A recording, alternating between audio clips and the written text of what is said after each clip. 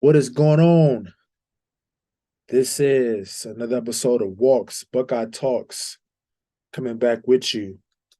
Sorry about that. Coming back with you with another Buckeye battle, week 10 against Michigan State Spartans, man.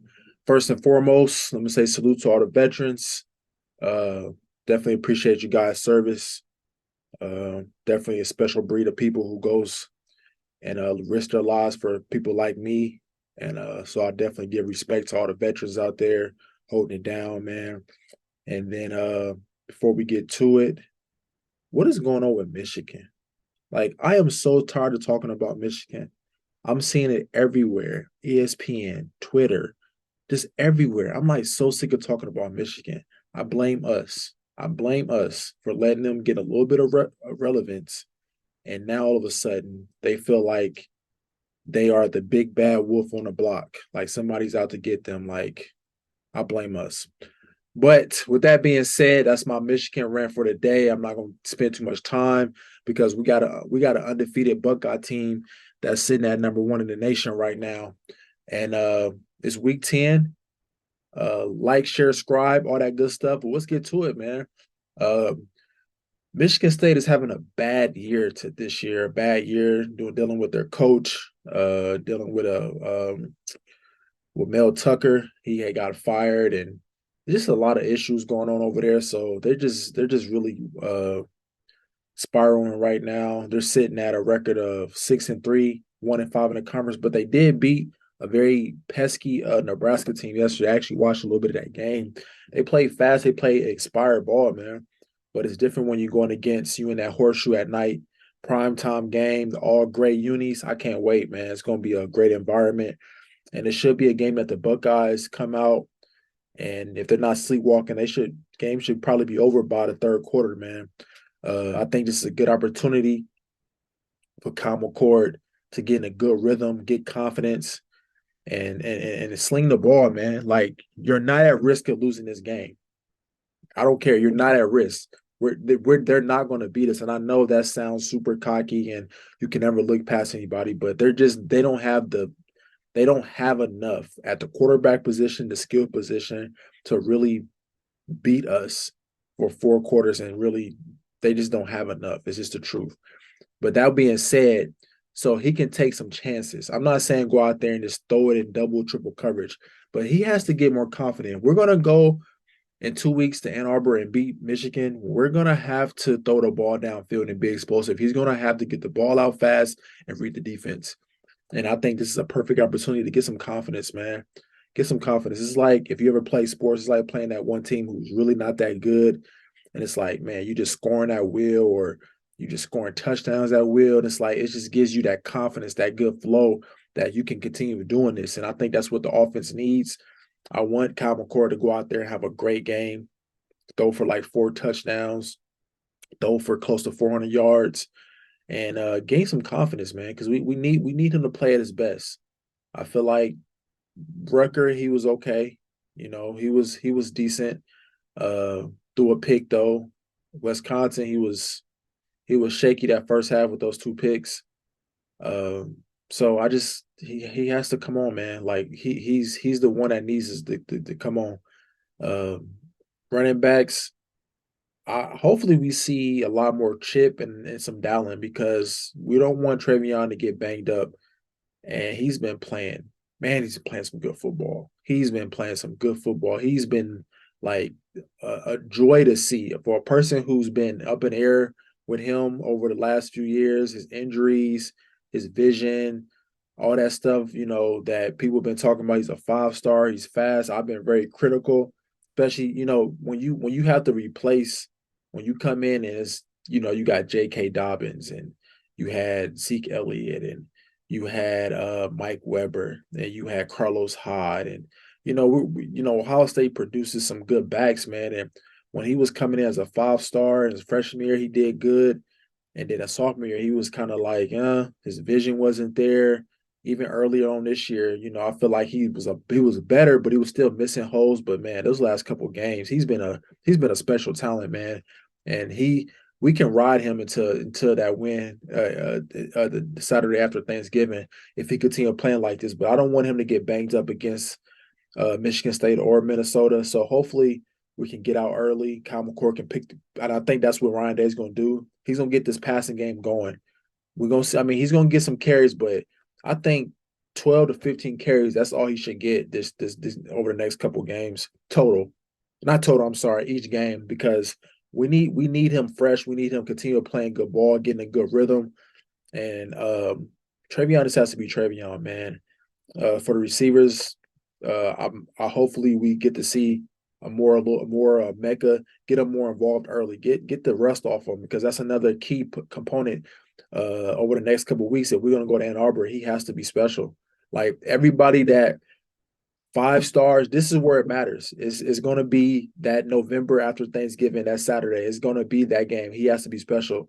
He's coming back against Rucker. He looked a little sluggish, a little rusty. I'm expecting him, Ryan Day, to dial up some plays for Mecca Buka and get him involved early, man. And Marv, he's another one. I know we're trying to get this Heisman campaign, but we can't afford him to get banged up. You know what I mean? He does a lot for this team. I think this is a good opportunity to get him in there, get him out, get him in, put Carnell Tate in there. Let's try some Brandon Ennis. Let's get some of those younger guys get involved because these guys need to stay fresh. They have to stay fresh, man. They have to stay fresh and get ready. We don't want them banged up. The team is already banged up enough. So this is a good opportunity. I know I've been saying it every week. Every week I've been giving, hey, this is going to be Julian Fleming Day. This is going to be Carnell Tate Day.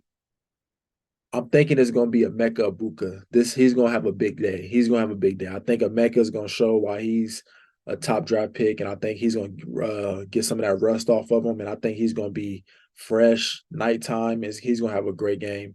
So I'm picking Emeka as my number one player, my start player this Saturday, and I think the receivers going to continue being receivers. I think once again we need to get Carnell Tate some more rep. We got to get Fleming in there because it seems like against Rucker, anytime it was a passing, we put Tate in. Anytime it was a run, we put Fleming in. So, and I know he's capable of catching passes, but I just feel like we're a little bit more confident with Tate in there making big plays because he's going to be a special player for us. But that's my take on the receivers. O-line, continue great run blocking. I don't want to see Kyle McCord under distress this game. Like, seriously. I don't want to see no pressures.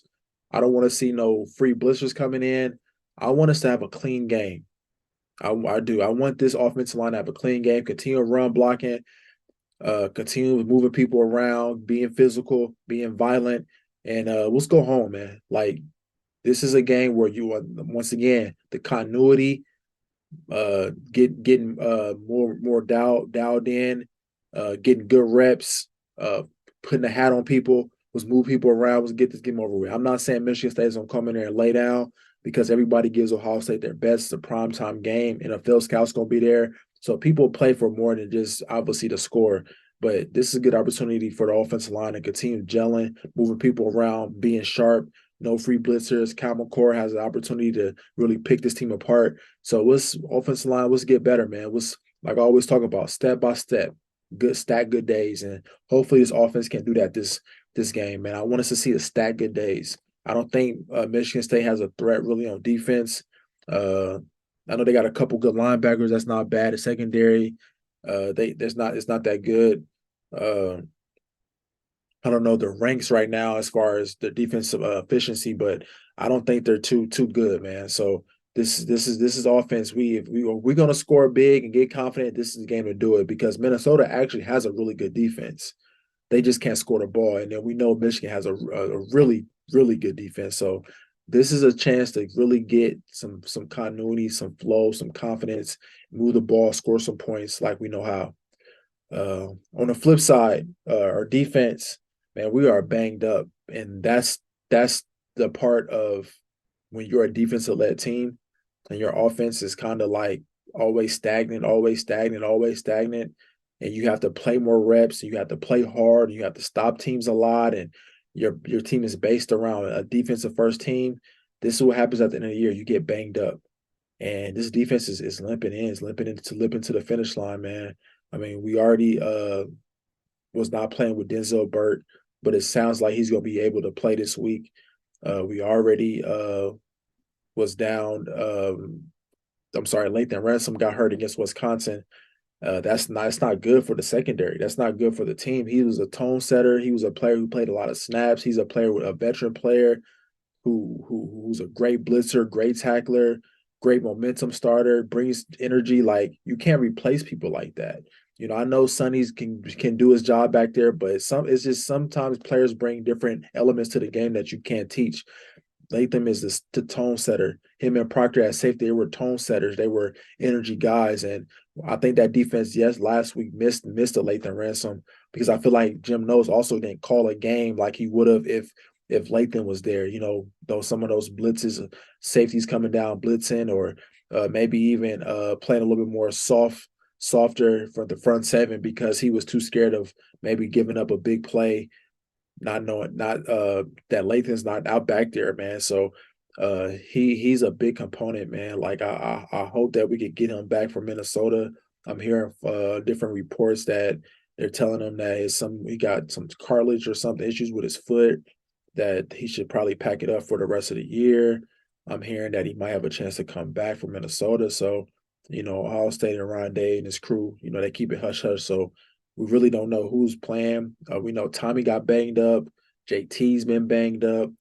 Tyleek, he already said he's probably not going to be 100% the whole season due to his knee, but he's fighting through it. It's like we're banged up a lot, man, and we're like limping in. So we have to get healthy. So this is a good opportunity for the young guys to step up. Hopefully the offense can take care of business. Like, this is what I mean. Take care of business. Score touchdowns early on so the defense can kind of rotate players in, get some guys some rest. The starting defense shouldn't be playing late in the third or fourth quarter. Not this game. I'm sorry. You know what I mean? Like, we should be getting young guys in there. We should be getting the young safeties in there, young linebackers, and get some guys some rest because, unfortunately, I think the Minnesota game we're going to win, but it's going to be tough. They're going to come to the horseshoe and be tough on us. They're a defensive team. They have a good safety, good linebackers. The offense is not like that, but they're a physical run first team, and that's this type of teams that just grind you, and it makes it for a very nasty, gritty game, which we're used to it by now. But it's just something that we want to get our guys some rest because we want to be in full strength going to Ann Arbor.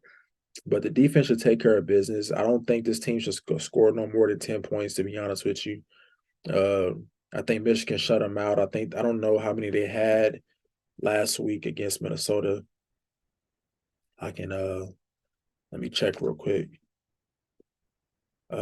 They scored 20 against Minnesota. They only scored 12. I'm sorry. They scored 20 against Nebraska with a win. They scored 12 against Minnesota. They had 0 against Michigan. They scored 24 against Rutgers, 16 against Iowa, 9 against Maryland, 7 against Washington. So this is a team that, like I stated, the Buckeyes should handle. They shouldn't score no more than 10. And I'm giving them 10 for the simple fact that I believe that we're going to be resting a lot of guys and get a lot of guys some reps. So, like I said, this game, you never overlook nobody. But come on, man, in the shoe, primetime game, big recruiting weekend, the gray uniforms. Like, come on, man, Buckeyes not losing this game. I'm predicting. I'm gonna say 42 to 7. I'm gonna say that 42-7. I think they're gonna score a touchdown late on the young guys. 42-7.